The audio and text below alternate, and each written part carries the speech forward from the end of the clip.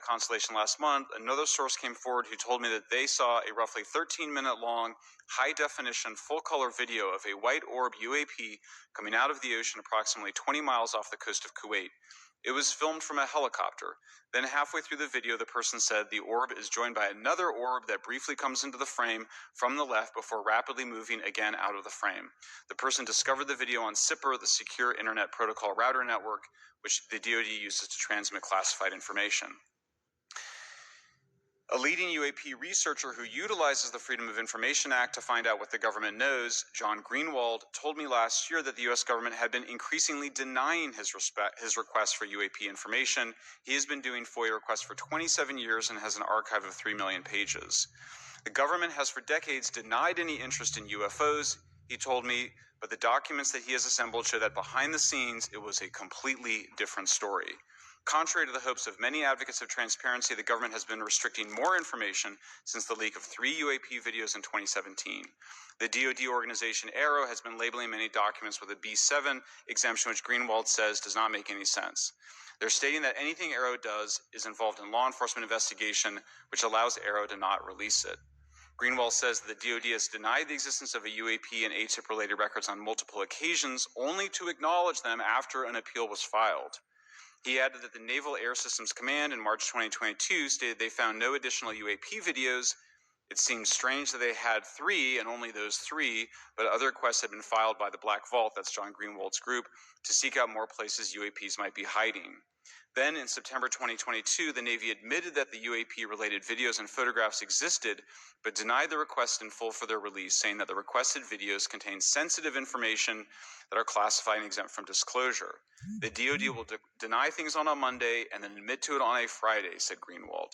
He said the government can and does release videos that protect secret methods of capturing it. They fall back on the sensitive platform excuse a lot, he said. However, the on-screen information can be blurred and scrubbed. The metadata can be removed. I'll show you this example here. This is a presentation from the UATP task force. This is completely absurd. It's nuts, this level of censorship, of redaction on a document. It shows the redaction of how many reports they've collected, for how many years. 2 of the 3 potential explanations are blacked out. The Pentagon, the intelligence community is treating us like children. It's time for us to know the truth about this. I think that we can handle it. Thank you very much. Thank you. I would now like to recognize Mr. Gold for 5 minutes. Thank you, Chairwoman Mace, Chairman Groffman, Ranking Members Connolly and Garcia, Representative Moskowitz, and distinguished members of both subcommittees. I'm grateful to all of you, as well as your intrepid staff, for the opportunity to testify, and would like to begin by discussing courage. Courage is what it takes to tackle this topic, and courage in the face of adversity is what I see in front of me, beside me, and behind me. Per my introduction, I am currently the Chief Growth Officer at Redwire Space and have had several leadership positions at NASA. That being said, I want to be clear that I am speaking exclusively on my own behalf and not for Redwire, NASA, or any other organization. However, I am here today to speak out for science. Science requires data, which should be collected without bias or prejudice. Yet, whenever the topic of UAP arises, those who wish to explore the phenomena are often confronted with resistance and ridicule. For example, members of the NASA UAP Independent Study Team, particularly those in academia, were mocked and even threatened for simply having the temerity to engage in the study of UAP. Our best tool for unlocking the mystery of UAP is science, but we cannot conduct a proper inquiry if the stigma is so overwhelming that just daring to be part of a NASA research team elicits such a vitriolic response. Therefore, one of the most important actions that can be taken relative to exposing the truth of UAP is to combat the stigma, and this is where I believe that NASA can be eminently helpful. The NASA brand is synonymous with hope, optimism, and credibility. If you were to take a walk down the National Mall, you would immediately see the NASA logo on t-shirts, hats, and bumper stickers. Few federal agencies enjoy this kind of popularity. I've never seen anyone wearing an Office of Personnel Management t-shirt, which is why NASA could play such an influential role. Specifically, NASA could, with relatively little cost and effort, host symposia on UAP, or even just participate in existing panels examining the topic. NASA personnel stepping forward and participating in such discussions would make a powerful statement to the scientific community that UAP should be taken seriously and researched accordingly.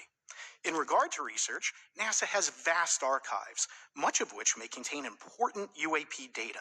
Again, for relatively little cost and effort, NASA could create an AI or ML algorithm that could search the agency's archives for anomalous phenomena. I suspect that such an effort would not only result in information that will help us to understand UAP, but could result in data that will assist in other areas of scientific inquiry, such as anomalous weather or meteorite activity. Beyond its existing archives, NASA could act as a clearinghouse for civilian and commercial UAP data. During my work on the UAP Independent Study Team, it quickly became evident that there is no clear or well-publicized process for civilian pilots to report UAP sightings. The stigma associated with UAP hampers the number of pilots that would report such phenomena, but even for those who overcome the stigma, I believe the current FAA guidance is largely unknown and poorly understood. In order to effectively collect UAP data, the independent study team recommended the use of NASA's Aviation Safety Reporting System, or ASRS. This system, which is administered by NASA and funded by the FAA, provides a confidential means for the reporting of safety violations in a voluntary and non-punitive manner. Over 47 years, the ASRS has collected nearly 2 million reports. ASRS is the perfect tool to collect UAP data, which could then be collated by NASA and shared with the public at large. Leveraging ASRS could create a treasure trove of UAP data, potentially hundreds of thousands of reports, supporting this hearing's goal of exposing the truth. And I'm grateful to our two co-chairs and other members who have already incorporated this idea into proposed legislation. At this hearing, and as others have demonstrated, the UAP issue is justifiably dominated by national security and defense. However, I would urge the subcommittees to keep in mind the numerous ways that NASA and the FAA, as well as commercial activities in the air, in space, and in the water, can generate a massive amount of invaluable data on anomalous phenomena. I cannot help but be excited by the potential for such an endeavor, since scientific discovery is driven by anomalies. It's the existence and study of anomalies that led to the theory of relativity, quantum mechanics, and nearly all of humanity's scientific breakthroughs.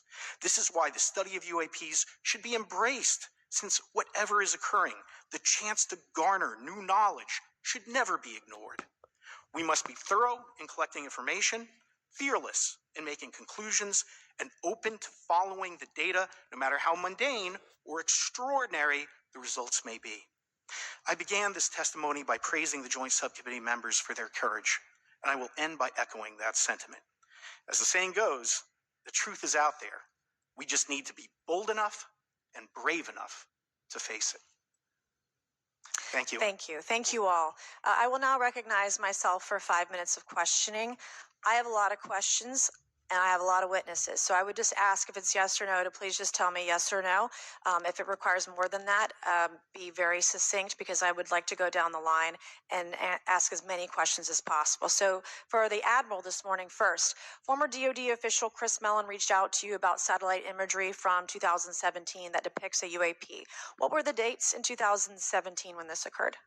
I can't share with you the details, ma'am, but I can do it in a closed setting, and I can also tell you the agency that wrote a report on it. Okay, so who has the imagery? I can tell you that in a closed setting. Can you describe what was depicted in the satellite imagery? Just a description. It was a UAP, ma'am. That's it? No other description? The term that the analysts used, they called it the button. It was a disc-shaped object. Okay, where was it? I can't tell you that, ma'am. Okay. All right. Okay, Mr. Elizondo, you stated in your testimony that, quote, advanced technologies not by our government or any other government are monitoring sensitive military installations around the globe, end quote. If these technologies are not made by any government, who's making them? Private companies, or are you implying they are?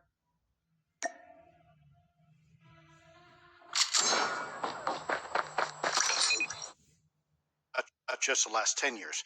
Before, to put this in perspective, when Are these private companies you're implying, or is this non-human intelligence? it may be both. Okay. When it comes to Blue Force Technologies, I would not be able to discuss Okay. it. ma'am. Are you read into secret UAP crash retrieval programs? We would have to have a conversation in a closed session, ma'am. I signed documentation 3 years ago that restricts my ability to discuss specifically crash retrievals. I submitted for my book through the DOPSR process, which took a year for it to be reviewed. And what is in the book is what I was told I'm allowed to talk about. Has the government conducted secret UAP crash retrieval programs? Yes or no? Yes, Okay. Were they designed to identify and reverse engineer alien craft? Yes or no? yes. Does the U.S. government have any reverse? Okay, we've already answered that question about retrieval programs. Do any U.S. contractors have the same? I would prefer to address it in a closed session, ma'am. Okay. In your book, you mentioned government employees who've been injured by UAPs, placed on leave, and receiving government compensation for their injuries. Is that correct? That is correct. How can the